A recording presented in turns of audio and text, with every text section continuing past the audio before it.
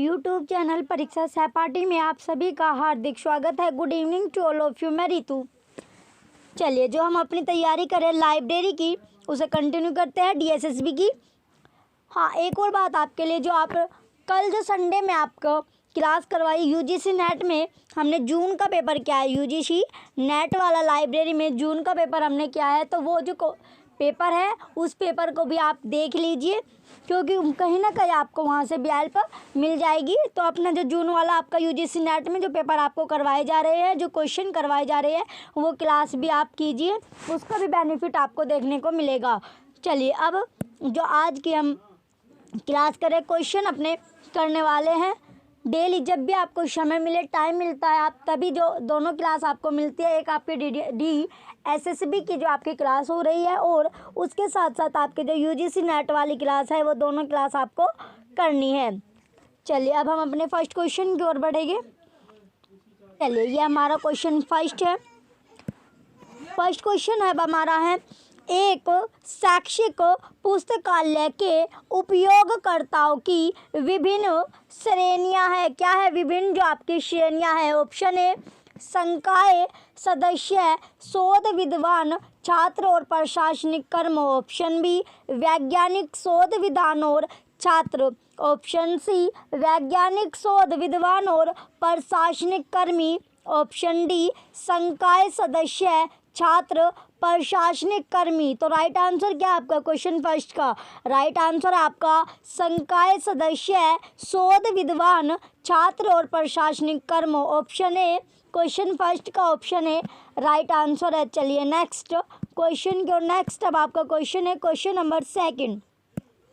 Data को किसी भी दिशा में भेजा जा सकता है, लेकिन एक साथ नहीं। इसे क्या कहा जाता है?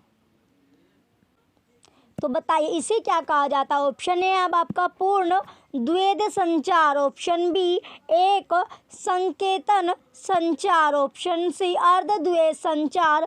ऑप्शन डी द्वैध संचार। तो राइट आंसर क्या होगा? राइट आंसर आपका अर्ध द्वैध संचार। क्वेश्चन थर्ड, क्वेश्चन सेकंड का ऑप्शन सी अर्ध द्वैध संचार राइट आंसर है। नेक्स्ट क्वेश्चन अब आपका question number third. Question third है अब आपका, जनसंपर्क पीआर से एक समुदाय के भीतर स्थापित करने में मदद मिलती है। ऑप्शन ए सेवा और स्थान। ऑप्शन बी छवि। ऑप्शन सी छवि और स्थान। ऑप्शन डी स्थान। बताइए, जो आपका जनसंपर्क है आपका पीआर से, क्या जो एक समुदाय के भीतर डैश क्या जो स्थापित करने में मदद मिलती है, तो क्या स्थापित करने में मदद मिलती है? छवि और स्थान स्थापित करने में मदद मिलती है। तो क्वेश्चन थर्ड का ऑप्शन सी राइट आंसर है। इम्पोर्टेंट आपका क्वेश्चन है क्वेश्चन नंबर थर्ड। चलिए नेक्स्ट अब आपका क्वेश्चन है question number fourth. Question fourth है, ग्राफिक्स, ऑडियो, वीडियो आदि जैसे अन्य मीडिया मिश्रित हाइपरटेक्स्ट पृष्ठों को क्या कहा जाता है? Option A hyperlinker. Option B multimedia. Option C hypermedia. Option D hyperlink. तो राइट आंसर क्या होगा इसका? इसका राइट आंसर है आपका हाइपरमीडिया। क्वेश्चन फोर्थ का ऑप्शन सी हाइपर टेक्स्ट जो है आप हाइपर मीडिया जो होगा इसका राइट आंसर है। हाइपर मीडिया राइट आंसर है। ये क्वेश्चन भी आपका इम्पोर्टेंट है क्वेश्चन नंबर 4। चलिए नेक्स्ट अब आपका क्वेश्चन है क्वेश्चन नंबर 5। क्वेश्चन 5 में दिया गया आपका, डीबी कृष्णा राव को किस शीर्षक के तहत पुस्तकालय विज्ञान में पहली डॉक्टरल डिग्री मिली थी? ऑप्शन ए कृषि का पक्ष, विश्लेषण और गहन वर्गीकरण। ऑप्शन बी प्रारंभिक काल से 1850 एडी तक भारत। ऑप्शन सी महात्मा गांधी एक वर्णनात्मक ग्रंथ सूची। ऑप्शन डी पुरातन और मध्यकालीन में पुस्तकालय और पुस्तकालयाध्यक्ष। तो राइट आंसर क्या होगा इसका? राइट आंसर आपका है कृषि का पक्ष, विश्लेषण और गहन वर्गीकरण। क्वेश्चन 5 का ऑप्शन ए राइट आंसर है। ऑप्शन ए क्या आपका राइट आंसर है। नेक्स्ट अब आपका क्वेश्चन है क्वेश्चन नंबर 6। क्वेश्चन 6 में दिया गया आपका पुस्तक चयन की मांग एवं आपूर्ति सिद्धांत इनमें से किसका योगदान है? Option A McColvin, option B F O W K हुरी, ये आपका हुरी है। Option C S R. Ranganathan, option D Melvil Dewey. तो बताइए राइट आंसर क्या होगा इसका? क्वेश्चन 6 का राइट आंसर है आपका मैककॉलिन, एल.आर. मैककॉलिन इसका पूरा नाम है। एल.आर.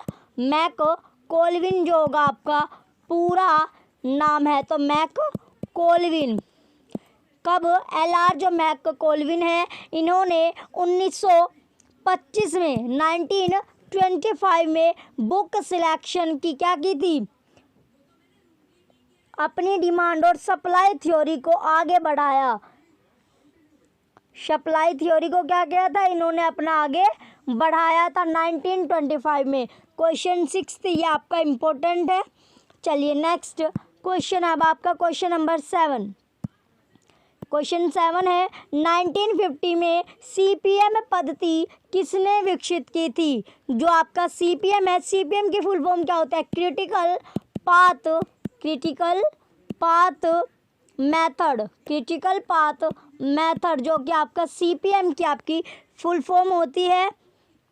तो इसमें आपका दिया गया 1950 में जो CPM पद्धति है वो किसने विकसित की थी, किसने डेवलप की थी? ऑप्शन है अब आपका बी टेलर, ऑप्शन बी केली और वॉकर, ऑप्शन सी जी केलर, ऑप्शन डी LH गर्नेट है ये आपका। तो राइट आंसर क्या होगा आपका? राइट आंसर है इसका केली और वॉकर ने विकसित की थी। किसने? जो आपके केली और वॉकर ने ये आपका विकसित किया था। क्वेश्चन जो आपका है क्वेश्चन नंबर 7 का राइट आंसर आपका ऑप्शन बी है। चलिए नेक्स्ट अब आपका क्वेश्चन है क्वेश्चन नंबर 8।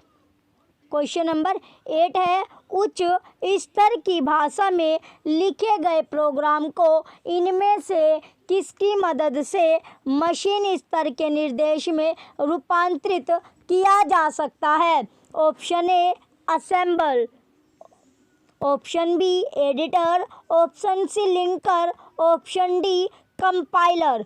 तो राइट आंसर क्या होगा आपका? राइट आंसर आपका कंपाइलर जो है इसका आपका राइट आंसर है क्वेश्चन नंबर 8 का ऑप्शन डी। चलिए नेक्स्ट अब आपका क्वेश्चन है question number 9।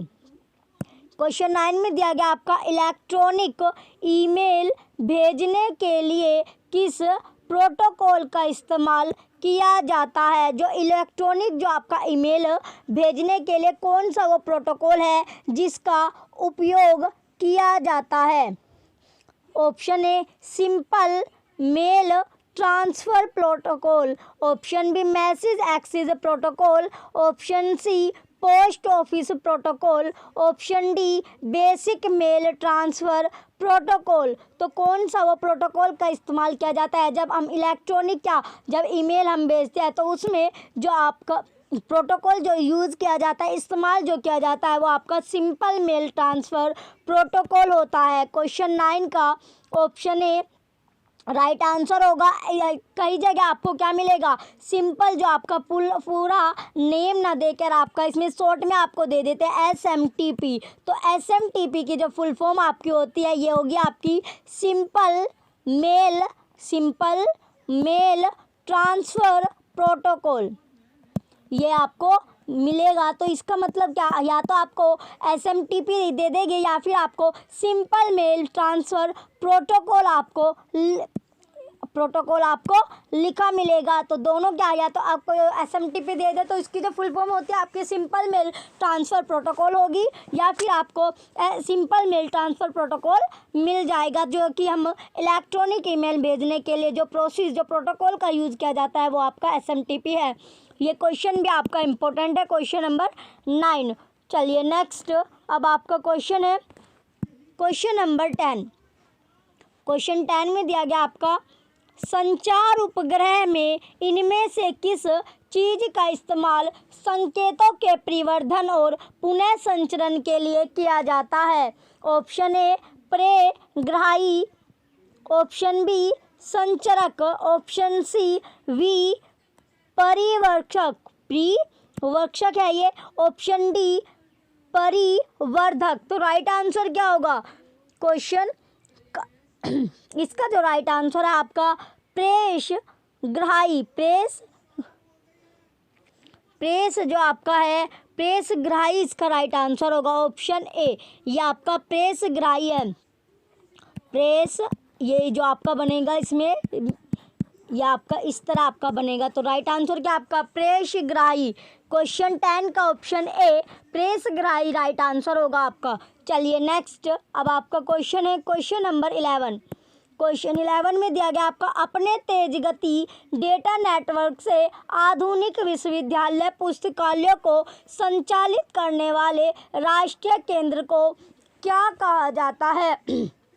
Option A NICNET, option B DELNET, option C INDEST, option D INFLIBNET. तो क्या कहा जाता है? जो कहा जाता है आपका इनफ्लिबनेट। क्वेश्चन 11 जो आपका इसका राइट आंसर आपका ऑप्शन डी है, इनफ्लिबनेट जो होगा आपका ऑप्शन डी राइट आंसर है। इनफ्लिबनेट की जो फुल फॉर्म होती है आपकी, इनफ्लिबनेट की फुल फॉर्म क्या होती है? इनफ्लिबनेट की फुल फॉर्म होती है आपकी information and library network, information and library network, या आपकी इनफ्लिबनेट की फुल फॉर्म आपकी होगी। तो इंफॉर्मेशन एंड लाइब्रेरी नेटवर्क ये आपकी इनफ्लिबनेट की आपकी फुल फॉर्म होगी। चलिए नेक्स्ट अब आपका क्वेश्चन है क्वेश्चन नंबर 12। क्वेश्चन नंबर 12 में दिया गया अपूर्ण विराम वर्गीकरण का छठा संस्करण किस साल प्रकाशित हुआ था? तो जो छठा जो संस्करण है अपूर्ण जो आपका अपूर्ण विराम है, अपूर्ण विराम वर्गीकरण का छठा संस्करण पूछा है कौन से साल क्या हुआ था? प्रकाशित हुआ था, पब्लिश्ड आपका हुआ था। Option A 1953, option B 1960, option C 1923, option D 1943। तो राइट आंसर क्या होगा? राइट आंसर आपका है 1960, 1960 में छठा जो आपका संस्करण है ये पब्लिश्ड हुआ था। ये क्वेश्चन भी आपका इम्पोर्टेंट है। Question number 12, question 12 important question है। जो छठा जो आपका संस्करण था वो पब्लिश्ड कब किया गया था? 1960 में ये पब्लिश्ड आपका हुआ था। तो जो पहला संस्करण आपका है पहला संस्करण जो आपका कोलोन क्लासिफिकेशन के सबसे पहले जो आपका सीसी आपका होता है, सीसी की फुल फॉर्म क्या होती है? कोलन क्लासिफिकेशन, कोलन क्लासिफिकेशन आपकी सीसी की फुल फॉर्म होगी। सीसी की फुल फॉर्म क्या होती है? कोलन क्लासिफिकेशन होता है। जो कोलन क्लासिफिकेशन के जो जनक है, जनक अगर आपसे पूछने लगे तो जनक कौन है? Doctor S R. रंगनाथन। आप डॉक्टर एस.आर. रंगनाथन जो आपके हैं ये आपके कोलोन क्लासिफिकेशन के जनक है। तो doctor S R. Ranganathan, doctor S R. Ranganathan CC के जनक है। शॉर्ट में आप बोल सकते हो जनक की बात। तो जनक जो आपके हैं ये आपके हैं doctor S R. Ranganathan, SR. Ranganathan CC के जनक है। किसके जनक है? सीसी जो कि आपकी कोलन क्लासिफिकेशन आपका है। तो इसमें जो आपका कोलन क्लासिफिकेशन का सीसी का पहले संस्करण की हम बात करें, सीसी जो आपका है सीसी का पहला जो संस्करण है, पहले संस्करण की हम बात करें तो पहला संस्करण कब किया गया था? पहला संस्करण था 1939 में, 1939 में पहला संस्करण आपका हुआ था सीसी का। द्वितीय संस्करण कब किया गया था? द्वितीय संस्करण हुआ था आपका, पहला संस्करण जो था आपका पहला संस्करण कब किया गया था? पहला जो संस्करण था ये था आपका 1933, 1933 में तो पहला संस्करण हुआ था और सेकंड जो संस्करण था वो 1939 में हुआ था। तृतीय जो संस्करण था, तृतीय संस्करण कब किया गया था? तृतीय जो संस्करण था 1950 में हुआ था। फिर जो चतुर्थ जो संस्करण था, जो चौथा संस्करण था, वो कब हुआ था? चौथा संस्करण आपका 1952 में हुआ था। पंचम जो संस्करण था, पंचम संस्करण कब किया गया था? पंचम संस्करण था 1957 1957 में। छठा जो संस्करण था आपका, छठा संस्करण आपने देखा है अभी 1960 में, 1960 में आपका छठा संस्करण हुआ था। और जो छठा संस्करण आपका जो रीप्रिंट संस्करण हुआ वो कब हुआ? तो छठा संस्करण में जो आपका रीप्रिंट अगर पूछे लगे तो रीप्रिंट जो छठा संस्करण आपका रीप्रिंट हुआ था, दोबारा से प्रिंट जो संस्करण हुआ वो 1963 में आपका हुआ था, 1963 में। और जो आपका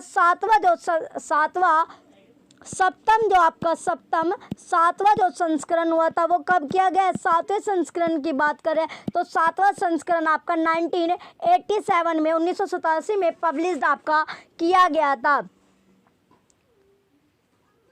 जो कोलन क्लासिफिकेशन के जो भी संस्करण है वो आपके 3 वर्जन में आपके विभाजित है।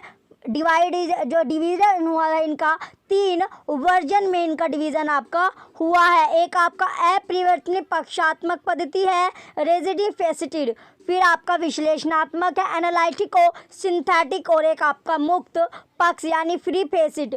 3 तरह के क्या आपके 3 तरह से ये आपका पार्टिसिपेट किया गया है। जितने भी आपके संस्करण थे सारे के सारे संस्करण को 3 वर्जन में डिवीज़न किया गया है। तो डिवीज़न कौन कौन से संस्करण में? 3 संस्करण में जो संस्करण है आपका 3 वर्जन में क्या इनका डिवीज़न आपका हुआ है। तो पहला क्या आपका, सबसे पहले आपका रिजिडली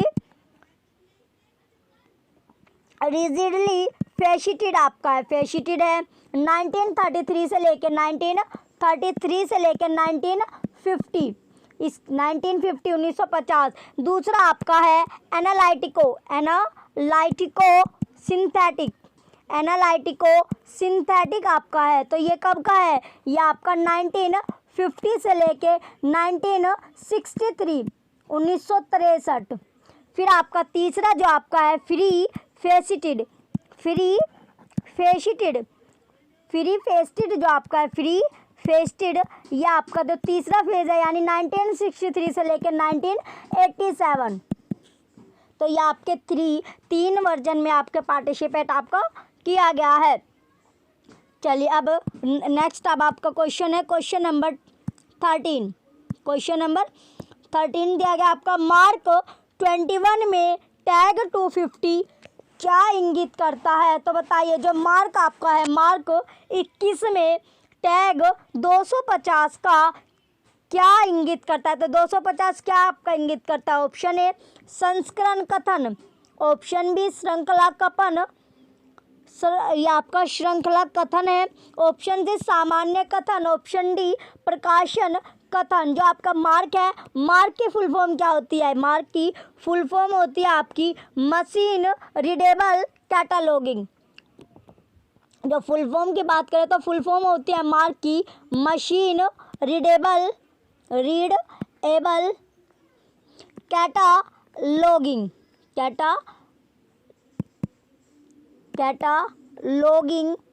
आपकी मार्क की फुल फॉर्म होगी। तो ये आपकी मार्क की फुल फॉर्म होती है। चलिए इसका जो राइट आंसर होगा क्वेश्चन 13 का राइट आंसर आपका संस्करण कथन, ऑप्शन ए संस्करण कथन जो होगा इसका राइट आंसर है। नेक्स्ट अब आपका क्वेश्चन है क्वेश्चन नंबर 14। क्वेश्चन 14 में दिया गया शब्दकोश सूची के लिए नियम का लेख कौन है? तो शब्दकोश सूची के लिए नियम का लेख पूछा गया है। नियम का लेख कौन है? नियम का लेख इसमें पूछा गया है। ऑप्शन ए अब आपका WCB, ऑप्शन बी मार्गेट रमान, ए पन्नी जी, ऑप्शन डी CA कटर। तो राइट आंसर क्या आपका? CA cutter. CA कटर क्या होगा? राइट आंसर है। तो CA कटर जो आपका है ऑप्शन डी CA कटर क्या आपका पूरा नाम अगर इसका होता है चार्ल्स, पूरा नाम होता है CA कटर का चार्ल्स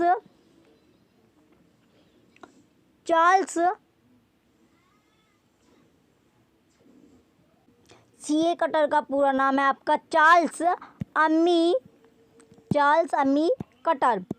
इनका अगर बर्थ जो आपका है इसका कब हुआ था, ये आपका है चौदह मार्च 1837 से लेके सितंबर 6 सितंबर 1903 ये क्या थे, अमेरिकन लाइब्रेरियन है, अमेरिकन लाइब्रेरियन आपके हैं। तो कौन से अमेरिकन लाइब्रेरियन है, अमेरिकन लाइब्रेरियन आपके हैं, अमेरिकन लाइब्रेरियन थे। इनका सीए कटर का पूरा नाम है आपका चार्ल्स अम्मी कटर। ये एक अमेरिकी लाइब्रेरियन थे। चलिए नेक्स्ट, अब आपका क्वेश्चन है, ये क्वेश्चन भी आपका इम्पोर्टेंट है, क्वेश्चन नंबर 14। नेक्स्ट अब आपका क्वेश्चन है क्वेश्चन नंबर 15। क्वेश्चन 15 में दिया गया आपका TQM को पुस्तकालय और सूचना केंद्रों पर किस तरह से नियोजित किया जा सकता है। तो किस तरह से नियोजित किया जा सकता है, TQM की जो फुल फॉर्म होती है total quality management, total quality management. तो TQM की फुल फॉर्म आपकी होती है टोटल क्वालिटी मैनेजमेंट। तो इसमें पूछा गया है जो TQM है उसमें जो पुस्तकालय और सूचना केंद्रों पर किस तरह से नियोजित किया जा सकता है। ऑप्शन ए ISO 9000 लागू करें, ऑप्शन बी ISO 2901 लागू करके, ऑप्शन सी ISO 9002 लागू करके, ऑप्शन डी ISO लागू करके। तो क्या लागू करके नियोजित किया जा सकता है, तो नियोजित जो किया जा सकता है ISO 9000 लागू करके आप क्या कर सकते हैं, नियोजित इसे किया जा सकता है। जो आपका टोटल क्वालिटी मैनेजमेंट का जो निर्माण है वो संयुक्त राज्य अमेरिका की नेवल एयर सिस्टम कमांड जो कि नौसेना वायु प्रणाली कमांड के द्वारा 1985 में किया गया है, 1985 में किया गया है। किसके द्वारा, जो अमेरिकी, जो आपका अमेरिका है यानी USA आपका USA है, इसके द्वारा क्या किया गया, जो इसकी नौसेना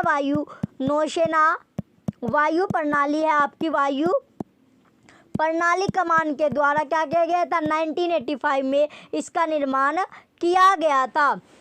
TQM के 5 स्तंभ होते हैं, जिसमें 5 स्तंभ कौन कौन से, उत्पाद होता है, नेतृत्व होता है, संगठन, प्रक्रिया और प्रतिबद्धता है। चलिए अब जो नेक्स्ट अब आपका क्वेश्चन है क्वेश्चन नंबर 16। क्वेश्चन नंबर 16 है, क्वेश्चन 16 में दिया गया आपका संदर्भ सामग्री के लिए बालफोर्ड की मार्गदर्शिका किसने प्रकाशित की थी।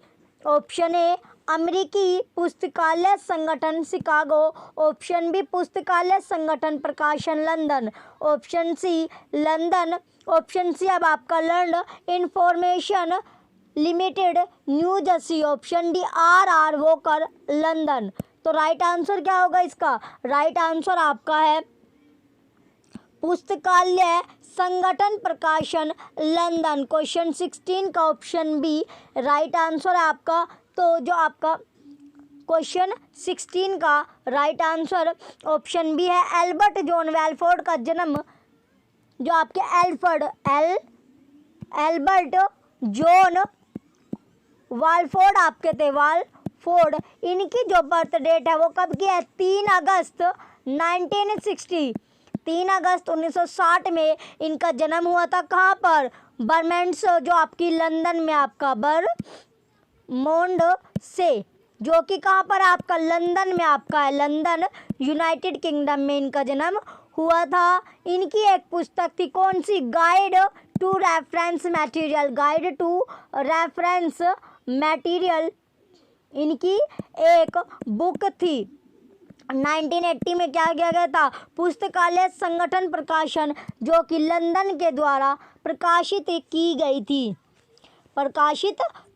थी, तो एल्बर्ट जो आपका जॉन है, एल्बर्ट जॉन वालफोर्ड इनका जो जन्म है 3 अगस्त 1960 में बर्मंडे से, जो कि लंदन यूनाइटेड किंगडम में आपका हुआ था। इनकी एक पुस्तक भी थी आपकी एल्बर्ट जॉन वेलफोर्ड की गाइड टू रेफरेंस मटेरियल, ये आपकी 1980 में पब्लिश की गई थी, जो कि पुस्तकालय संगठन प्रकाशन आपका लंदन के द्वारा पब्लिश्ड की गई थी। ये क्वेश्चन जो आपका 16 है, इम्पोर्टेंट आपका क्वेश्चन है। नेक्स्ट अब आपका क्वेश्चन है क्वेश्चन नंबर 17।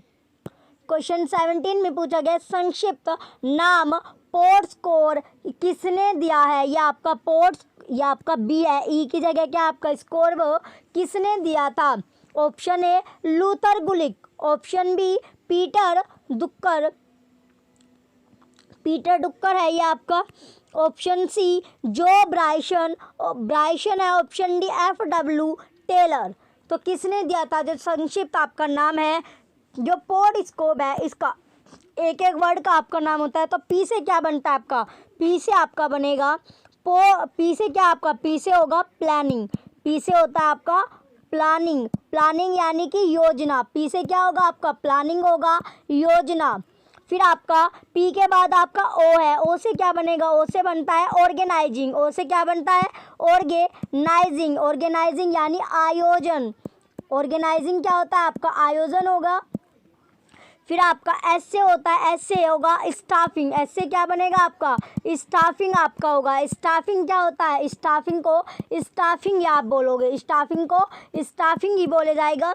नेक्स्ट अब आपका डी है, डी से होगा डायरेक्टिंग, डी से क्या है आपका, डी से बनेगा डायरेक्टिंग, डी से डायरेक्टिंग होता है निर्देशन, निर्देशन आपका होगा। इसके बाद डी के बाद आपका होगा सीओ, सीओ होता है आपका कोऑर्डिनेटिंग, कोऑर्डिनेटिंग। तो कोऑर्डिनेटिंग क्या होगा, कोऑर्डिनेटिंग होता है सह निर्माण, सह निर्माण आपका होगा, कोऑर्डिनेटिंग होता है आपका सह निर्माण। इसके बाद आपका सीओ के बाद आपका आर होगा, आर से होता है रिपोर्टिंग, आर से क्या होगा, रिपोर्टिंग आपका होगा, आर से होता है रिपोर्टिंग, रिपोर्टिंग को आप रिपोर्टिंग ही बोलोगे, रिपोर्टिंग क्या होता है आपका, रिपोर्टिंग ही इसका होगा। नेक्स्ट अब आपका बी से बनता है बजटिंग, बी से आपका बजटिंग होगा, बजट, बी से बजटिंग आपका बजट आपका होता है। ये क्वेश्चन भी जो आपका पोर्टस्कोप है, इसमें से आपका कोई भी वर्ड आपको दे देता है और इसमें पूछा जाता है कि पी या ओ या ऐसे कोई सा भी वर्ड का आपका अर्थ पूछ लेता है कि पी से आपका क्या बनेगा, ओ से क्या बनता है, इस तरह आपका पूछा जाता है। तो इसमें आपका नाम पूछा गया, जो संक्षिप्त नाम आपका पोर्टस्कोप है वो किसने दिया था। तो किसने दिया है, ये आपका दिया है लूथर गुलिक ने। किसने दिया था, लूथर गुलिक ने दिया है। तो क्वेश्चन 17 का ऑप्शन ए लूथर गुलिक जो है इसका राइट आंसर है, लूथर गुलिक। लूथर गुलिक का जो पूरा नाम है वो क्या आपका पूरा नाम है इसका, लूथर हल्से, लूथर हल्से गुलिक, लूथर हल्से गुलिक जो है इसका पूरा नाम है। इसका जो जन्म हुआ था 17 जनवरी 1892, 17 जनवरी 1852 में इसका जन्म हुआ था। और जन्म की बात करें हम इसमें, फिर आपका 10 जनवरी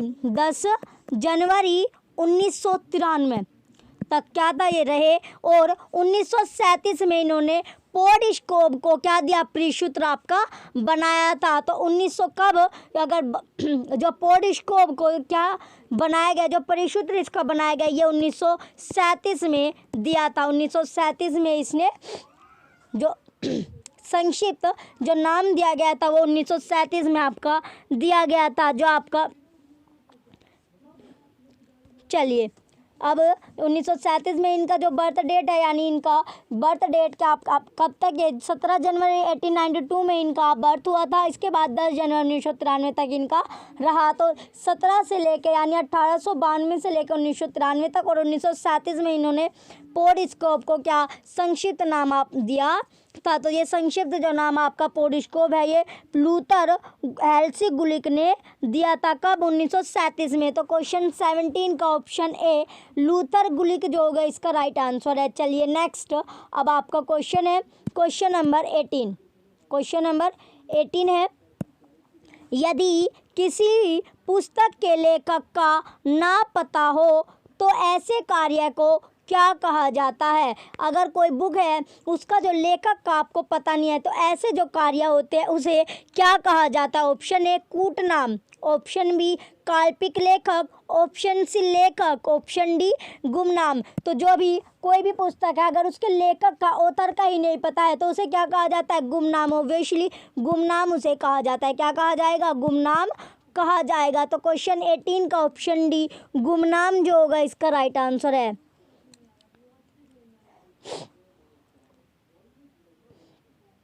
क्वेश्चन 18 का ऑप्शन डी गुमनाम राइट आंसर होगा। चलिए नेक्स्ट अब आपका क्वेश्चन है क्वेश्चन नंबर 19। क्वेश्चन 19 में पूछा गया उद्धरण अनुक्रमण इनमें किसका योगदान है? तो उद्धरण जो अनुक्रमण है इनमें किसका योगदान है? Option A Eugene Garfield, option B Alan Pritchard, option C HP Luhn, option D SR Ranganathan.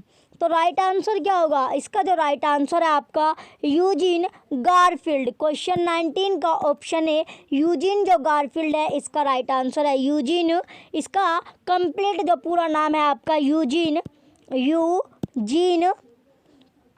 पूरा नाम होगा इसका यूजीन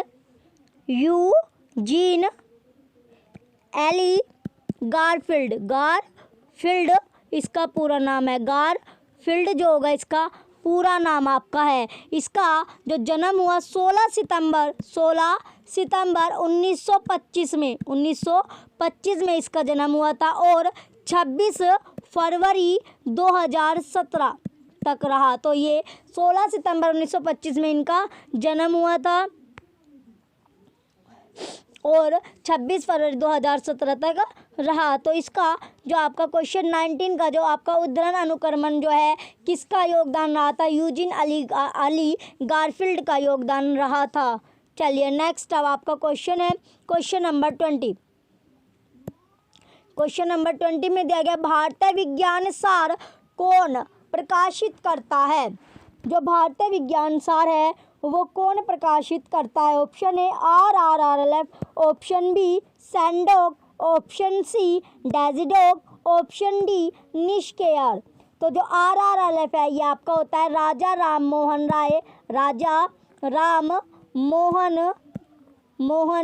रॉय लाइब्रेरी फाउंडेशन। इसकी जो स्थापना हुई थी वो कब? 1972 में इसकी स्थापना की गई थी राजा राम मोहन रॉय के 200वें जन्मदिन पर इसकी स्थापना की गई थी। तो राइट आंसर क्या होगा? क्वेश्चन 20 का राइट आंसर आपका निष्केयर है। निष्केयर इसका राइट आंसर है। तो निष्केयर की अगर हम फुल फॉर्म की बात करें तो निष्केयर की फुल फॉर्म होती है national institute of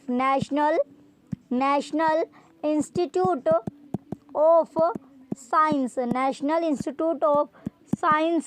communication and